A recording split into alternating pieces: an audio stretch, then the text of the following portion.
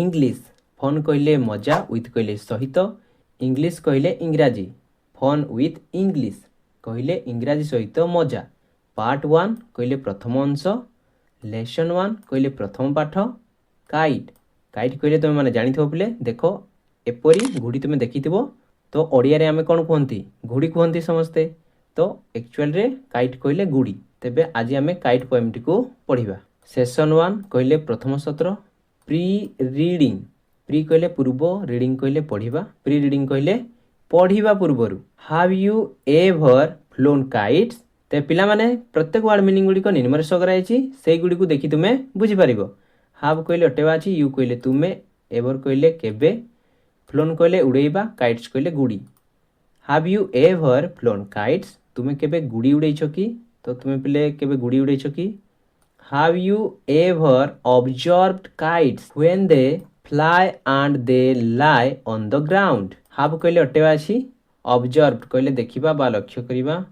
When कहले केते बेले दे कहले से माने फ्लाई कहले उड़ीबा ग्राउंड कहले भूमि have you ever observed kites तुमे केबे गुडी गुडी को लक्ष्य करिछ कि when they fly and they lie on the ground जेते बेले से माने उडु थांती एवं भूमि उपरे पड़ी थांती तो तुमे पिले गुडी गुडी को उडुथबार देखिछ कि एवं जेते बेले से माने भूमि रे पड़ी थांती सेते बेले देखिछ कि तो देखो एठारे देखो गुडीटी उडुची कि नै पिले तो एपरी उडीथबा तुमे देखिछ कि नै गुडी देखिथिबो देखो एठारे देखो पिले तो एपरी पड़ीथबा गुडी को मध्ये देखिथिबो भूमि रे पड़ीथबा गुडी को do kites look different when in the air do कहले करिबा लुक कहले देखिबा डिफरेंट कहले अलगा बा भिन्न व्हेन कहले केते बेले बा जेते बेले एयर कहले वायु बा पवन रे do kites look different when in the air गुडी गुडी को वायुमंडल रे थिबा बेले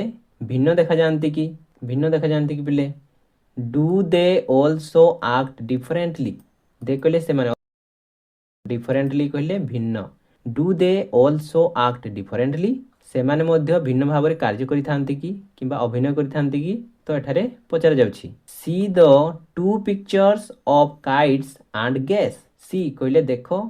टू पिक्चर्स पिक्चर्स कहले छवि टू पिक्चर्स कहले दुईटी छवि ऑफ कहले रो गेस कहले अनुमान करिबा बा अंदाज करिबा see the two pictures of kite and guess घुड़ीर छवि दुईटी को देखो एवं अनुमान करो माने घुड़ीर ए 1 छविटी को देखो एवं ए 2 छविटी को देखो एवं अनुमान करो is it possible to write a poem on this two stage kite on the ground and kite in the sky possible कहले संभव राइट कर लिखिबा पोएम कहले कविता स्टेज कहले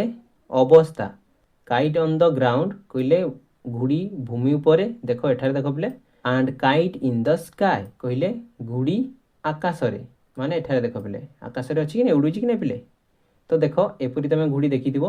तो आमे समस्ते घरे एपरी गुडी उडी थांती देखो चित्र देखो एपरी उडी थांती कि नै आमे किंतु देखो एठारे एपरी भी घुड़ी उडा जाय पिले तो आमे आगो को बहुत किछि जानिबा गुडी विषय रे एवं तुमको बहुत मजा लागिबो तो मन ध्यान देई देखो एवं बुझिबा को चेष्टा करो एहा संभव कि ए दुईटी अवस्था विषय रे कविता लिखिबा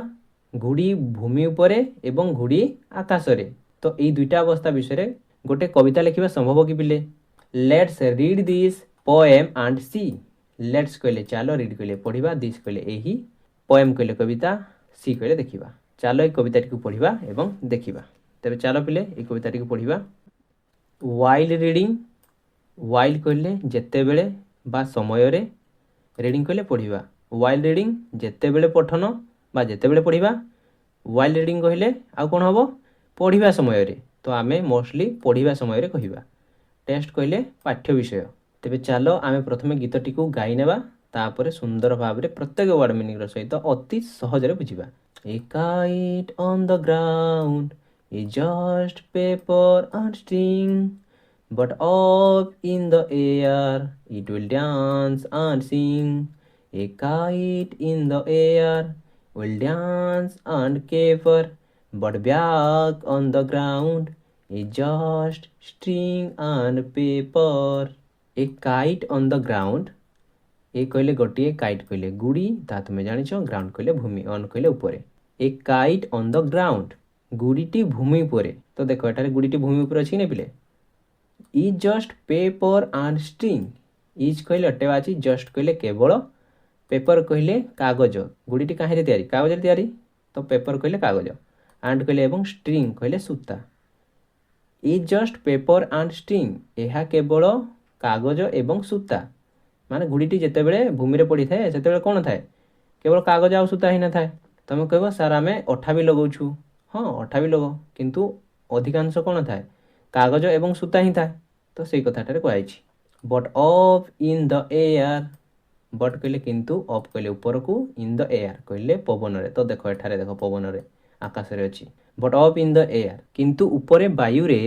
ଇଟ୍ will dance and sing, it କହିଲେ ଏହା, ଡ୍ୟାନ୍ସ କହିଲେ ନାଚିବା, ସିଙ୍ଗ କହିଲେ ଗାଇବା।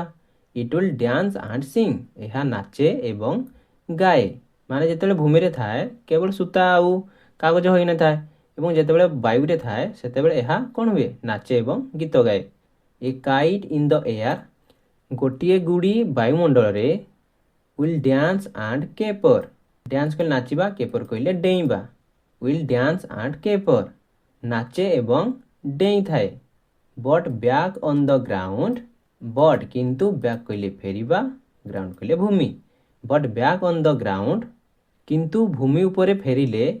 Is just string and paper, just କହିଲେ କେବଳ, ଷ୍ଟ୍ରିଙ୍ଗ କହିଲେ ସୂତା, ପେପର କହିଲେ କାଗଜ। Is just string and paper, ଏହା କେବଳ କାଗଜ ଏବଂ ସୂତା ହୋଇଥାଏ।